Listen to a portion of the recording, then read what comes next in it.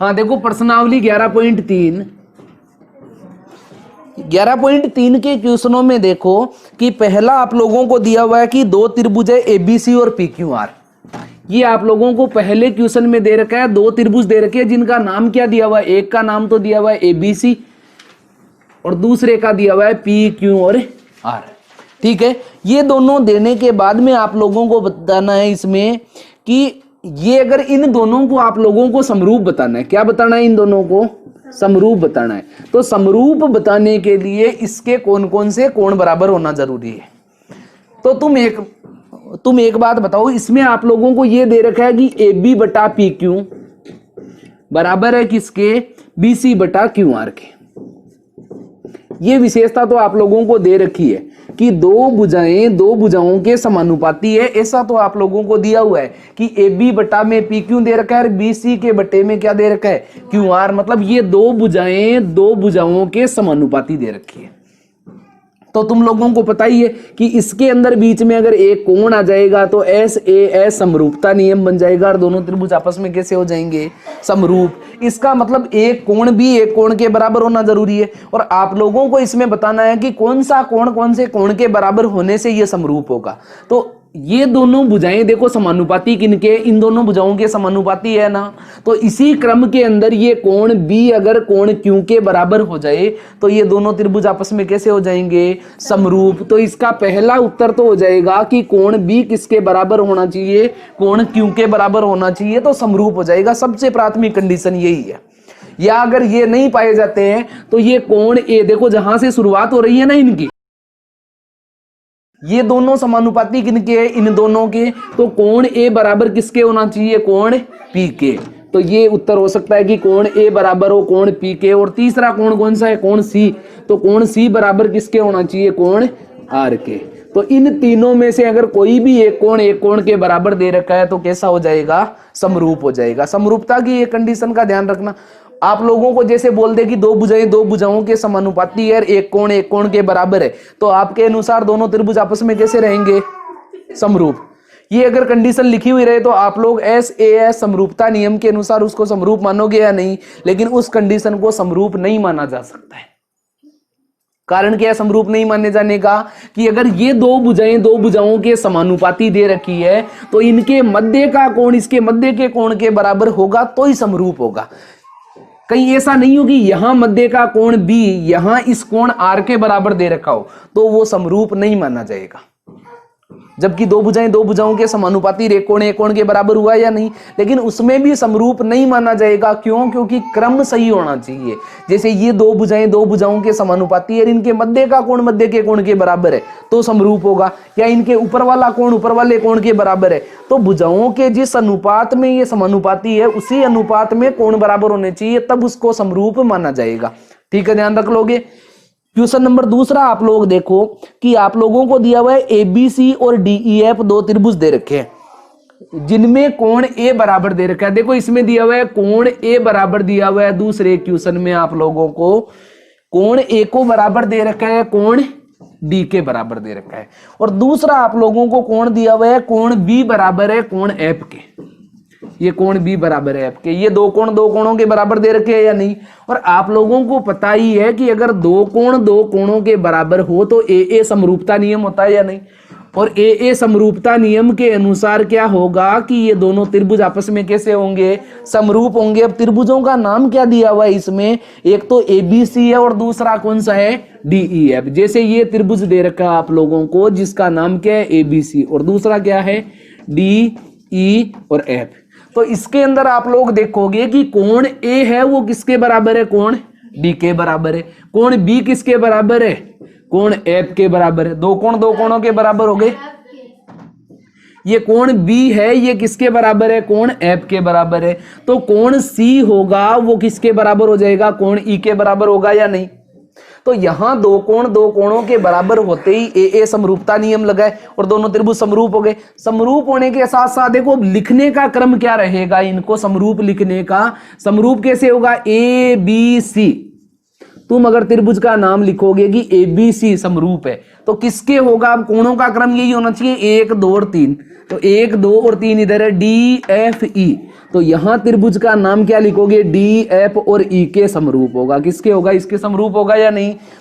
Question में आगे क्या दिया हुआ देखो, ABC समरूप है किसके? DEF के।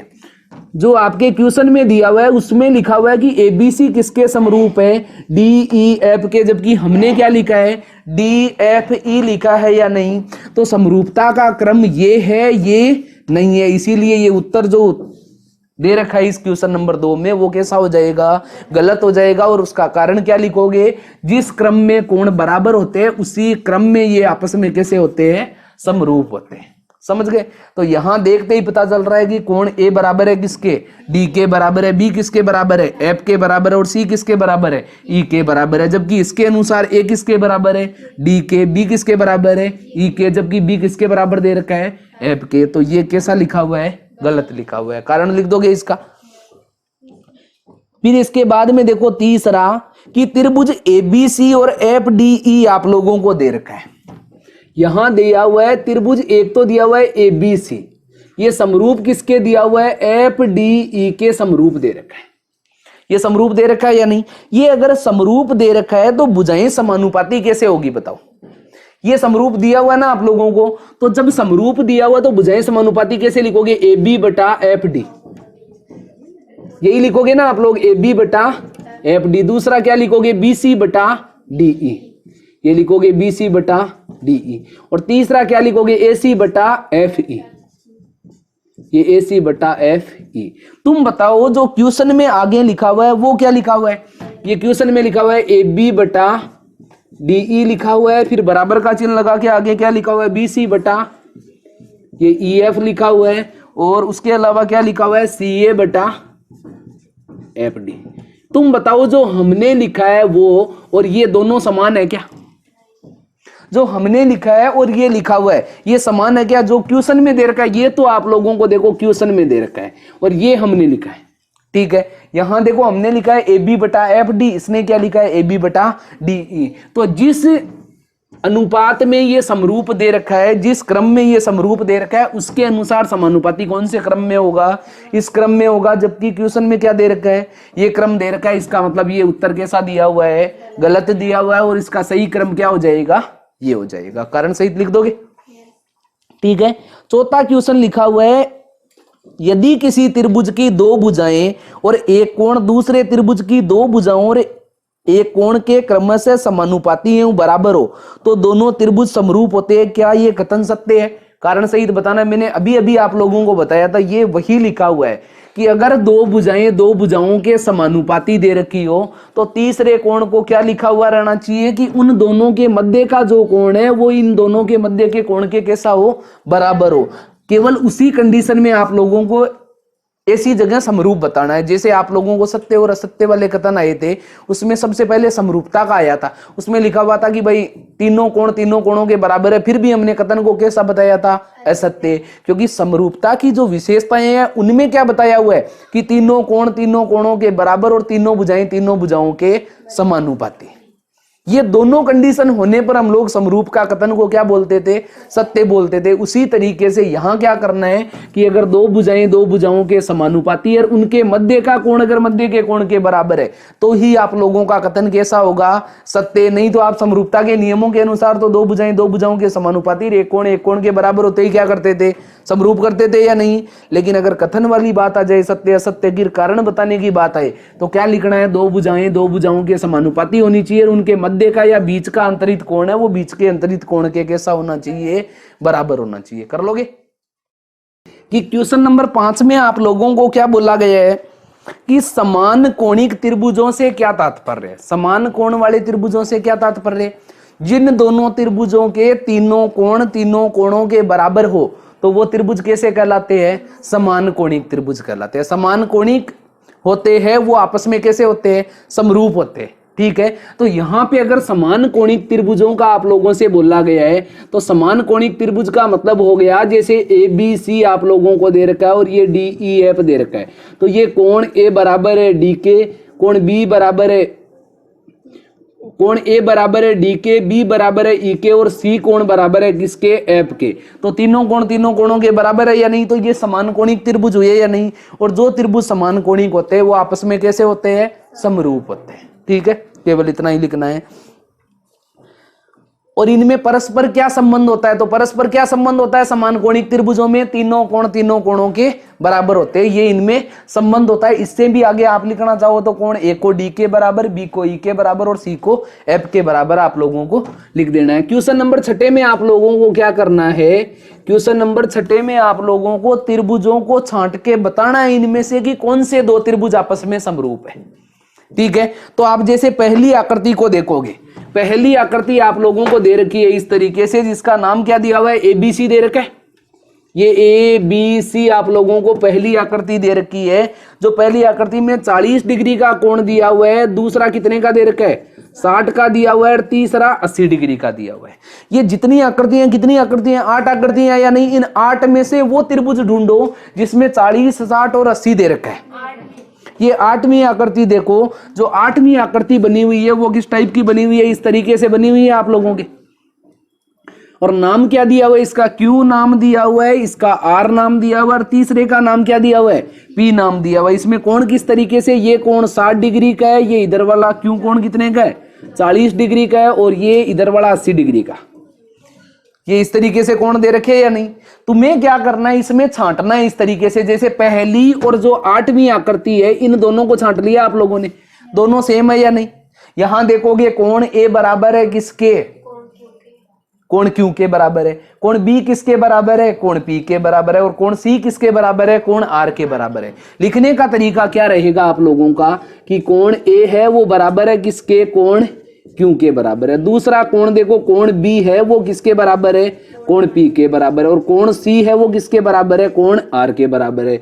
और इसका मतलब क्या हुआ, यहाँ तीनों कोणों के बराबर है या नहीं, तीनों कोणों के बराबर है। तो ए समरूपता नियम के अनुसार क्या हो जाएगा कि त्रिभुज जो एबीसी है वो समरूप किसके हो जाएगा, त्रिभुज, नाम बताओ देखे, पी क्यू आर नहीं लिखना है, क्यू पी आर लिखना है। जो ये यहां क्रम रहेगा वही आप लोगों को लिखना है, ये आप लोगों का उत्तर हो जाएगा कि त्रिभुज एबीसी है वो समरूप किसके है, क्यू पी आर के समरूप है। इस तरीके से आकृतियों को छांटना है। पहली और 8वीं आकृति तो छट गई आपस में। अब इसके बाद में दूसरी आकृति को देखो, जो आप लोगों के दूसरी आकृति दे रखी है उसमें देखोगे 70 डिग्री और 30 डिग्री दे रखा है आप लोगों को।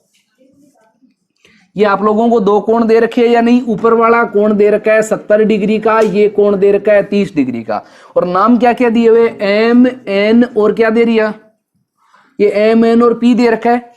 अब देखो इन आकृतियों में ढूंढना है 70 और 30 वाला कौन सा है, तो 70 और 30 वाली कौन सी आकृति है, 7वीं आकृति है। 7वीं आकृति में आप लोग देखोगे तो ये एक्स वाई जेड दे रखा है या नहीं, ये आप लोगों को x दिया हुआ है, y दिया हुआ है और z दिया हुआ है। y का मान 30 है और इसका मान कितना दिया हुआ है, 70 डिग्री दे रखा है।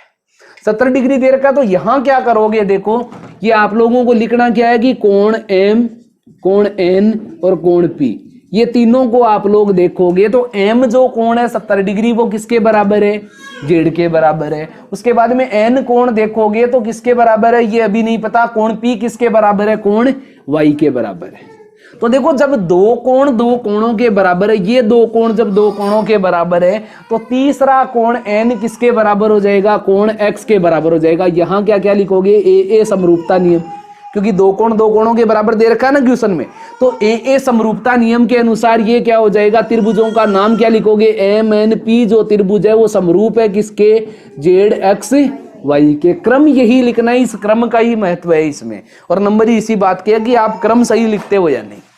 ठीक है, सबसे ज्यादा जो नोटिस होगा 11.3 प्रश्नावली के क्वेश्चन में ही क्रम का ध्यान में रखना है, बाकी वालों में क्रम का ध्यान रखने की जरूरत नहीं है, क्योंकि क्रम से संबंधित क्वेश्चन केवल 11.3 में और उससे पहले के उदाहरणों में पूछे जाएंगे आप लोगों से। ठीक है, ये इसके बाद में देखो ये तीसरी आकृति देखो जिसमें दिया हुआ है 2, 2.5 और 3 दे रखा है। ये यहां पे आप लोग तीसरी आकृति को देखोगे तो तीसरी आकृति में जो चित्र दिया हुआ है उसमें आप लोग देखो कि ये 2.5 दे रखी है, उसके बाद में इधर 3 सेंटीमीटर दे रखा है और उसके बाद में कितना दिया हुआ है, 2 सेंटीमीटर दे रखा है। P क्यू और आर दिया हुआ है, ठीक है। उसके बाद में आप लोग ऐसी आकृति देखो जिसमें 2, 3 और 2.5 दे रखा है। पांचवी आकृति है जिसमें 2, 3 और 2.5 तो नहीं दे रखा है, लेकिन उनका दुगुना दे रखा है। समानुपात का मतलब ही क्या होता है कि उनका दुगुना, 2.5 गुना, 3 गुना, 1/4 गुना इस तरीके से दे रखा हो। तो यहां ये दुगुना दे रखा है, तो ये आकृति देखोगे कितने नंबर आकृति है, 5 नंबर आकृति है ना। ये 5 नंबर आकृति को आप लोग देखोगे, ये क्या लिखा हुआ है इसमें, एक तो जी लिखा हुआ है, एक पी लिखा हुआ है, और क्या जी, एफ और ई लिखा हुआ है। ये जी, एफ और ई लिखा हुआ है। और इसमें क्या क्या दे रखा है, ये 6 दे रखी है, ये 4 दे रखी है, और उसके अलावा कितनी दे रखी है, 5। तो इसके क्रम को लिखने का एक तरीका है, आप चाहो उस तरीके को रख सकते हो। जैसे पी क्यू आर है ना, तो पी क्यू आर में इसको आप 1 नंबर देना चाहो तो इसको 1 नंबर दोगे। तो देखो ये 2.5 वाले को 1 नंबर दिया है, तो इसमें 2.5 का दुगुना 5 कौन सा है, ये इसको 1 नंबर दे दिया, ठीक है। ये उसके बाद में ये 2 को हमने कितने नंबर दिया है, 2 नंबर दिया। 2 का दुगुना 4 है, इसको आपने क्या दे दिया, 2 नंबर दे दिया। फिर ये 3 वाले को क्या दिया है, 3 नंबर दिया। तो 3 का दुगुना 6 वाले को यहाँ क्या दे दिया है, 3 नंबर। क्रम लिखोगे ना तो इसी तरीके से लिखना आप लोगों को। देखो पी क्यू, फिर लिखना है क्यू आर, और फिर लिखना है पी आर। तो बट्टे में कौन सी भुजाओं को लिखोगे, देखो पी क्यू के बट्टे में कौन सी 1 नंबर वाली भुजा कौन सी है आप लोगों की, ई एफ है या नहीं, तो आप लोग यहां लिखोगे ई एफ। फिर बट्टे में 2 नंबर वाली कौन सी है, एफ जी है या नहीं, तो यहां पे लिखोगे आप लोग एफ जी। और उसके बाद में तीसरे नंबर पे ये लिखोगे तो लिख दोगे ई जी। तो यहां देखो तीनों भुजाएं तीनों भुजाओं के समानुपाती हुई या नहीं, तो एस एस एस समरूपता नियम के अनुसार दोनों त्रिभुज आपस में कैसे हो जाएंगे, समरूप। जैसा नंबर दिया है उसके अनुसार चलना है। देखो 1 2 3 इस तरीके से, तो पी क्यू आर, ये त्रिभुज का नाम क्या लिखोगे, पी क्यू आर। तो ये लिखोगे त्रिभुज पी क्यू आर, वो समरूप है किसके, तो इधर 1 नंबर 2 नंबर 3 नंबर इधर से है ना, तो ई एफ जी के। तो किसके समरूप है ये, ई एफ और जी के। ये इस तरीके से लिखना है, लिख दोगे। उसके अलावा 4 नंबर पर जो आकृति दे रखी है वो आप लोग देखोगे, ये 4 नंबर पर जो आप लोगों का आकृति दे रखी है, नाम क्या दिया हुआ है इसका, ई, ये एफ दिया हुआ है, और उसके बाद में क्या दिया हुआ है, अच्छा डबल ई आ गया क्या इसमें, तो डी ई एफ कर दो इसको। अच्छा ई एफ जी करना है क्या, चलो जी कर देते। और इसमें ये कितना दे रखा है, 6 दे रखा है। बीच का कोण कितना दे रखा है, ये 80 डिग्री दे रखा है। और उसके अलावा ये कितना दिया हुआ है, 5 दिया हुआ है। तो अब कौन सी आकृति बच गई है इनमें से, ये छठी आकृति बच गई है। अब छठी आकृति को आप लोग देखोगे तो छठी आकृति में आप लोगों को दिया हुआ है, एक तो दिया हुआ है एम बिंदु, ये एल दिया हुआ है, एम दिया हुआ है और एन दिया हुआ है। ये कितना है, 2.5 है। और उसके अलावा ये कितना दिया हुआ है, 3। तो यहां देखो 3 है, तो ये दुगुना कितना है, 6।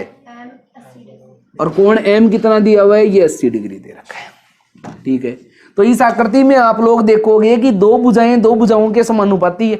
तो यहां से जो क्रम लेोगे आप लोग वही क्रम इधर लेना है। तो देखो अगर ई एफ जी लेते हो आप लोग, तो ई एफ जी से अच्छा आप लोग 80 डिग्री है ना, वहीं से क्रम को ले। जैसे आप लोगों ने लिया है एफ जी और ई, जैसे त्रिभुज का क्रम आप लोगों ने क्या लिया है, एफ जी और ई। तो ये समरूप किसके होगा, देखो 6 का आधा कौन सा है, 3। तो इसको 1 नंबर दो और ये इसको दो 2 नंबर, ये 2 नंबर। देखो पढ़ने का तरीका क्या रहेगा, एल एम और एन, ये एल एम और ये दोनों त्रिभुज आपस में कैसे हो जाएंगे, समरूप। बाकी आप लोगों को भुजाओं को भी यहाँ पे समानुपाती लिखना है। भुजाओं को समानुपाती लिखोगे तो यहां से शुरू किया ना आपने, तो आप लिखोगे एफ जी, ये बटे के अंदर 1 नंबर वाला क्या है, एल एम। ये बराबर के अंदर दूसरी भुजा कौन सी है, जी ई। और बट्टे के अंदर क्या लिखोगे, एम एन। तो देखो यहाँ पे ये 2 भुजाएं 2 भुजाओं के समानुपाती है या नहीं। और उसके अलावा क्या दिया हुआ है, कोण जी बराबर किसके दे रखा है, कोण एम के। तो एस ए एस समरूपता नियम के अनुसार ये दोनों त्रिभुज आपस में कैसे है, समरूप। तो ये पूरे कारण लिख के आकृतियां बना के आप लोगों को इसका उत्तर लिखना है कि ये आपस में कैसे है, समरूप है, ठीक है। क्वेश्चन नंबर 7 में क्या करना है, ये आप लोगों को एक चित्र दे रखा है, ठीक है। और इसका नाम क्या दिया हुआ है, पी क्यू आर।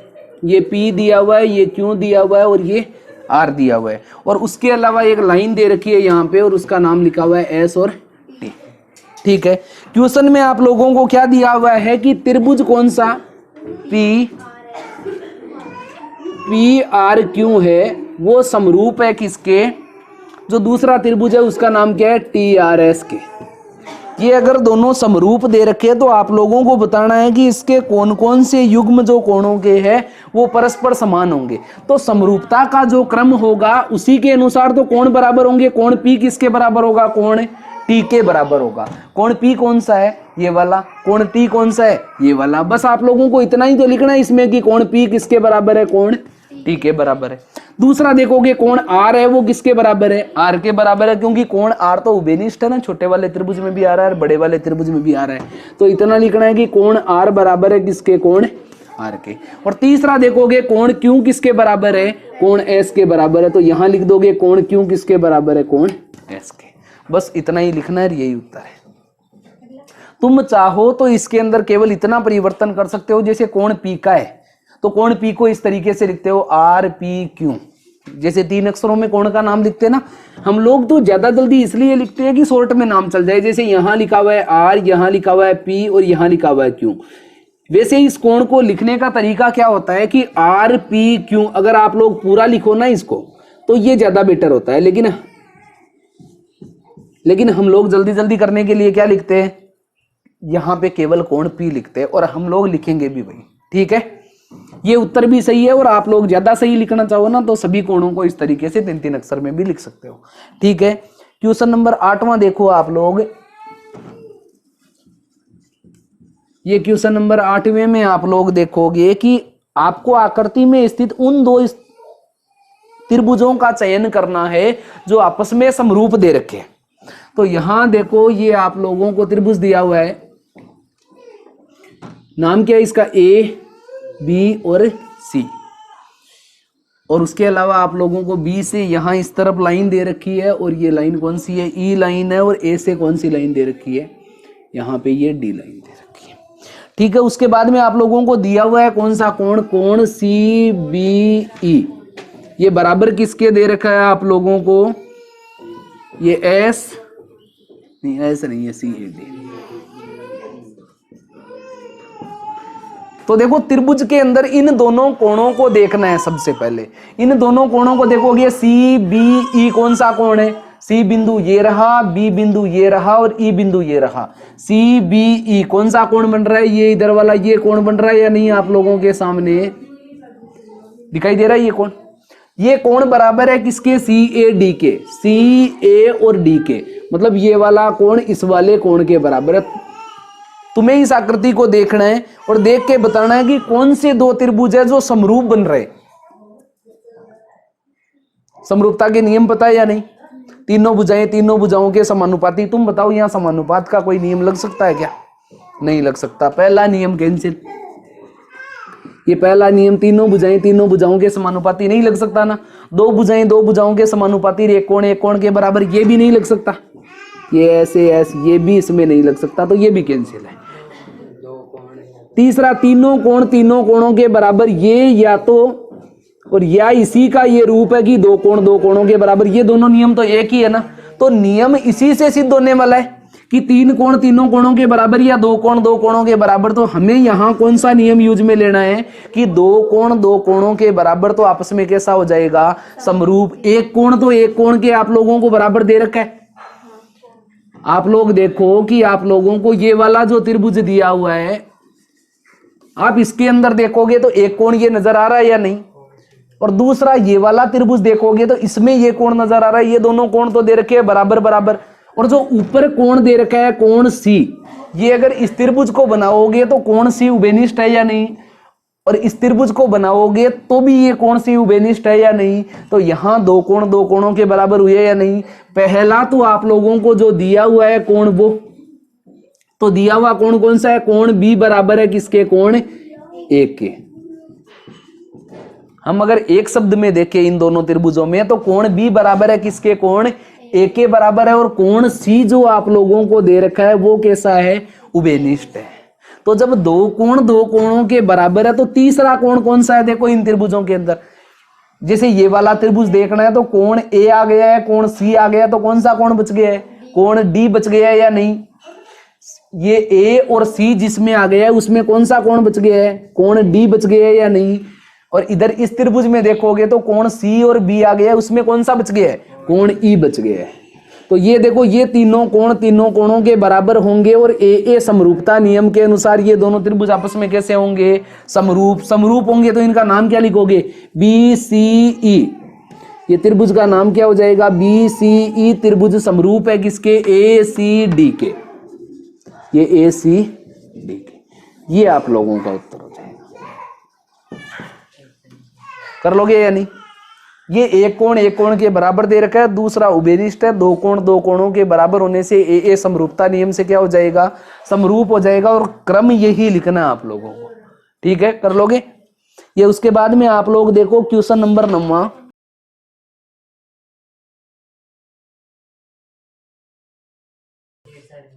ये क्वेश्चन नंबर 9 को देखोगे तो पी क्यू समांतर है किसके, आर एस के। ये यहां पे देखो ये आप लोगों को आकृति दे रखी है इसमें। तो इस आकृति में ये नाम दिया हुआ है, ओ नाम दे रखा है। उसके अलावा ये दिया हुआ आप लोगों को एस और आर। उसके अलावा दिया हुआ है पी और क्यू। ये आप लोग इसमें देखोगे क्वेश्चन के अंदर तो आप लोगों को दिया हुआ है कि पी क्यू और आर एस कैसे है, समांतर। ये पी क्यू और जो आर एस लाइन है ये आपस में कैसी दे रखी है, समांतर। ये समांतर देने के बाद में सिद्ध क्या करना है आप लोगों को, पी ओ क्यू समरूप है किसके, ये एस ओ आर के समरूप है। ये इन दोनों त्रिभुजों को आप लोगों को समरूप सिद्ध करना है।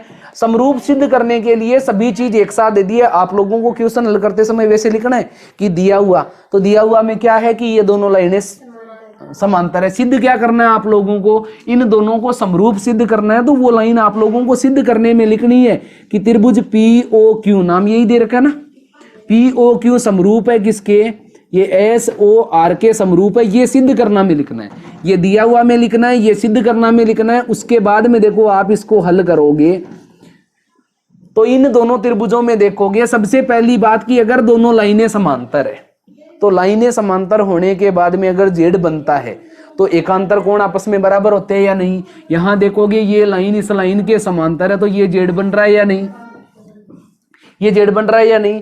जेड बनेगा तो जेड के अंदर बनने वाले ये दोनों कोण आपस में कैसे रहेंगे, बराबर बराबर। तो कोण एक इसको नाम दे देते हैं, दो इसको नाम दे देते हैं। तो कोण एक बराबर है किसके, कोण दो के। या अगर कोण एक और दो अगर आप नाम नहीं देना चाहते तो सीधा सीधा लिख दो कि कोण पी बराबर है किसके, कोण एस के बराबर है, लिख दोगे।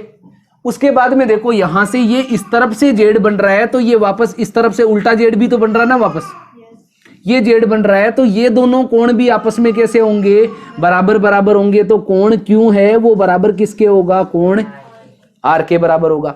तीसरा यहां पे देखोगे ये शीर्षाभिमुख कोण है या नहीं, शीर्षाभिमुख कोण भी आपस में बराबर होते हैं। कोण ओ बराबर है कोण के, या आप 1 नंबर और 2 नंबर नाम दो तो इस तरीके से दे देना कि कोण नंबर 2 बराबर है कोण नंबर 1 के। यहां कारण लिखना है, इन दोनों के बीच में लिखना है कि एकांतर कोण है। और यहाँ पे कोण कौन सा लिखना है कि शीर्षाभिमुख कोण है। कोणों का कारण बताना है तीनों का। ये देखो तीनों कोण तीनों कोणों के बराबर, इसका मतलब ए समरूपता नियम लगाया या नहीं। तो ए समरूपता नियम के अनुसार त्रिभुज का नाम क्या लिखोगे, पी क्यू आर। ये तीसरा बिंदु पी क्यू ओ बचा ना, हाँ। ये कोण दो भी ओ नाम होगा और इसका भी ओ नाम होगा। तो ये त्रिभुज हो जाएगा पी क्यू ओ, समरूप किसके हो जाएगा, एस आर ओ के। ये एस आर ओ के समरूप है ये आप लोग, ठीक है। यहां देखो हमने जो क्रम लिखा है उसमें और सिद्ध करना में लिखा हुआ उसमें एक ही फर्क, ये फर्क है। देखो पी क्यू के बाद में ओ लिखा है हम लोगों ने और इसने पी क्यू के बीच में ओ लिखा है। यहां पे भी देखो एस आर के बाद में ओ लिखा है हमने और इसने एस आर और ये बीच में क्या लिखा है, ओ। क्रम कोई भी हो लेकिन तीनों का एस, ये क्रम ऐसा होना चाहिए कि पी कोण एस के बराबर है, यहां देखो पी एस के बराबर है। ओ कोण ओ के बराबर है, यहां पे भी ओ के बराबर है। और ये क्यू ये आर के बराबर है तो यहां पे भी क्यू किसके बराबर है, आर के बराबर। पढ़ने में इस तरीके से पढ़ा जाए कि जो कोण वास्तव में बराबर है उनका क्रम एकदम कैसा होना चाहिए, सेम होना चाहिए। कर लोगे कि क्वेश्चन नंबर 10 में आप लोगों को दिया हुआ है कि 90 सेंटीमीटर की लंबाई वाली लड़की बल्ब लगे खंबे के आधार से परे 1.2 मीटर प्रति सेकंड की चाल से चल रही है। तो अब देखो यहां हो क्या रहा है, ये धरातल है और ये धरातल के ऊपर खंबा है। देखो ये धरातल दिया हुआ है, ये धरातल के ऊपर क्या है, खंबा है, जिसकी जो ऊंचाई है वो आप लोगों को दे रखा है 3.6 मीटर। कितनी दे रखी है आप लोगों को ऊंचाई? 3.6 मीटर दे रखी है। ठीक है, उसके बाद में क्या बोल रहा है, ये लड़की है ना यहां खंबे के पास में खड़ी है। ये जो लड़की है ये खंबे के पास में खड़ी है और खंबे से परे मतलब खंबे के विपरीत ओर में, क्योंकि खंबे के पास में खड़ी लड़की चाहे उधर जाए चाहे इधर जाए, खंबे से तो दूर ही जाएगी, तो हम उसको इधर भेज रहे हैं। ठीक है, ये 1.2 मीटर प्रति सेकंड की चाल से 4 सेकंड तक चलती है, मतलब 1 सेकंड में 1.2 मीटर चलती है। तो 4 सेकंड के अंदर कितनी दूर चलेगी? तो ये हो जाएगा 4.8। ठीक है, ये किस में आ रहा है? मीटर में दे रखा है ना, तो ये भी किस में दिया हुआ आप लोगों को? मीटर में दे रखा है, कोई दिक्कत नहीं है। फिर उसके बाद में देखो ये 90 सेंटीमीटर की जो लड़की थी ये यहां से चल के 4.8 मीटर दूर यहां पे आ जाती है। ये लड़की यहां आके खड़ी हो गई है। लड़की कितने सेंटीमीटर की थी? 90 सेंटीमीटर की। ये मीटर में दे रखा है, ये मीटर में दे रखा है, तो उस लड़की को क्यों सेंटीमीटर में रखा है? उसको भी मीटर में बदल ले। ये 90 जो सेंटीमीटर में था, इसको मीटर में बदलने के लिए किसका भाग लगाओगे? 100 का भाग लगाओगे, क्योंकि 1 मीटर में 100 सेंटीमीटर होते हैं ना, तो ये भाग लगाओगे तो देखो 0 से 0 कैंसिल, 9 में 10 का भाग दोगे तो 0.9 मीटर। तो ये लड़की की जो ऊंचाई है वो कितनी है? 0.9 मीटर है। तुम एक बात देखना कि यहां बल्ब है तो ये बल्ब का प्रकाश इस तरीके से आ रहा है। ये जो बल्ब का प्रकाश है वो इस तरीके से आ रहा है या नहीं? सीधा सीधा। लेकिन यहां ये लड़की बीच में आने के कारण ये बल्ब का प्रकाश इस स्थान पर नहीं पहुंच पाएगा, और नहीं पहुंच पाने का मतलब क्या है? यहां जो ये लड़की थी इसकी छाया रहेगी या नहीं? यहां लड़की है, बल्ब का प्रकाश सीधी किरणों में आता है। प्रकाश हमेशा कैसे आता है? सीधा सरल रेखा में आता है या नहीं? ये प्रकाश सीधा सरल रेखा में आएगा तो आगे के भाग में प्रकाश होगा, लड़की के पीछे के भाग में भी प्रकाश होगा। लेकिन जहां लड़की खड़ी है उससे आगे की जो इतनी दूरी है उसमें सरल रेखा में प्रकाश नहीं पहुंच पाएगा। इसीलिए यहां पे क्या बनेगी? छाया बनेगी। और उस छाया की लंबाई को हमने कितना मान लिया है? x मान लिया है। किसी को भी इसमें दिक्कत हो तो बोलो। तुम बताओ इसमें कितने त्रिभुज बन रहे हैं? 2 त्रिभुज बन रहे हैं। और 2 त्रिभुज कौन कौन से बन रहे हैं? जैसे नाम देना चाहिए तो ये ए बी और इसका नाम दे दिया सी, और उसके बाद में लड़की की लंबाई को हमने दे दिया है डी और ई। तो आप लोग देखोगे यहाँ पे त्रिभुज कितने बन रहे हैं? 2 बन रहे हैं। एक तो त्रिभुज बन रहा है ए बी सी, और दूसरा त्रिभुज बन रहा है आप लोगों का डी सी और ई। ये त्रिभुज बन रहा है। इन दोनों त्रिभुजों में देखोगे कि ये समरूप है या नहीं। समरूप चेक करने के लिए लड़की खड़ी है वो सीधी खड़ी है या टेढ़ी? सीधी खड़ी है। खंबा खड़ा है वो भी सीधा खड़ा है या टेढ़ा? सीधा। और जो सीधा खड़ा होता है वो कैसा रहता है? लंबवत रहता है। कैसा रहता है? लंबवत। जब कोई भी इंसान खड़ा है वो सीधा खड़ा रहेगा, और सीधा खड़ा रहेगा तो कोण कितने डिग्री का बनाएगा? जमीन के साथ में 90 डिग्री का कोण बनाएगा। इसका मतलब आप लिखोगे कि कोण बी है वो बराबर है किसके? कोण डी के बराबर है। और इसका कारण क्या है? ये लंबवत है। समझ में आ गया? इतना कोई दिक्कत नहीं है। उसके अलावा देखोगे छोटे वाले त्रिभुज के अंदर कोण सी आप लोगों को नजर आ रहा है, और बड़े वाले त्रिभुज में देखोगे तो भी कोण सी नजर आ रहा है। इसका मतलब कोण सी बराबर है किसके? कोण सी के बराबर है। इसका कारण क्या है? उभयनिष्ठ।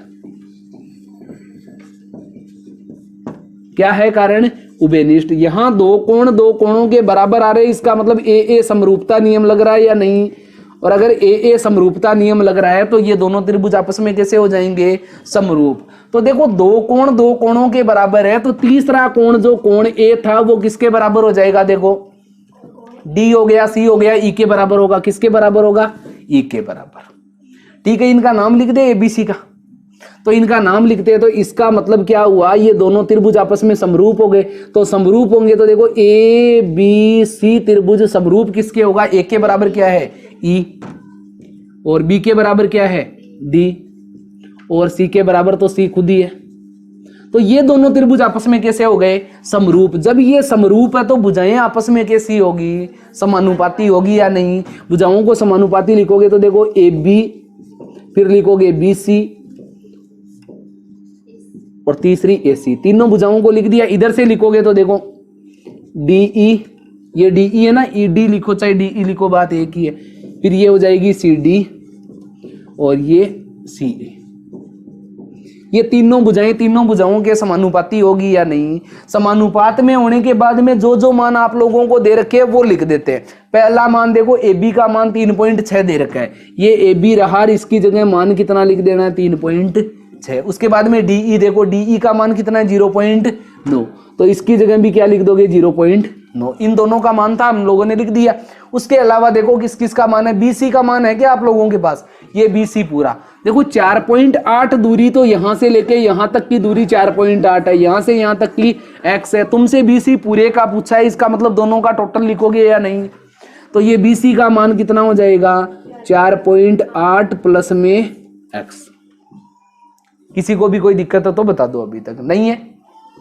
सी डी का मान कितना है x, ये इसका मान x है। ये बाकी ए सी बटा सी ई है, ये ए सी बटा सी ई, ना तो हमें इनके मान दे रखे और ना ही आप लोगों को ज्ञात करने के लिए बोला गया है, तो इसका हमारे लिए कोई मतलब नहीं है, तो इसको उतारने की भी आवश्यकता नहीं है। केवल उतारोगे किसको 3.6 बट्टे में 0.9 और बराबर में 4.8 प्लस में x और बट्टे के अंदर ये x। देखो दशमलव से दशमलव हट जाएगा, क्योंकि दशमलव हटाओगे ऊपर से नीचे जीरो लगाओगे, फिर नीचे का दशमलव हटाओगे ऊपर जीरो लगाओगे, फिर जीरो से जीरो को काटोगे, तो बात तो यही हुई ना कि कुछ भी लगाने या घटाने की जरूरत नहीं है, क्योंकि दोनों जगह एक एक संख्या बाद में दशमलव था, तो दोनों जगह से एक साथ हम लोग हटा सकते हैं। देखो 9 एकम 9 9 चौक 36, ठीक है। ये x भाग से इधर जाएगा तो गुणा में, 4 से गुणा होगा तो कितना हो जाएगा 4x, बराबर में 4.8 प्लस में x। ये 4x इधर सही है, ये x इधर आएगा तो किसका हो जाएगा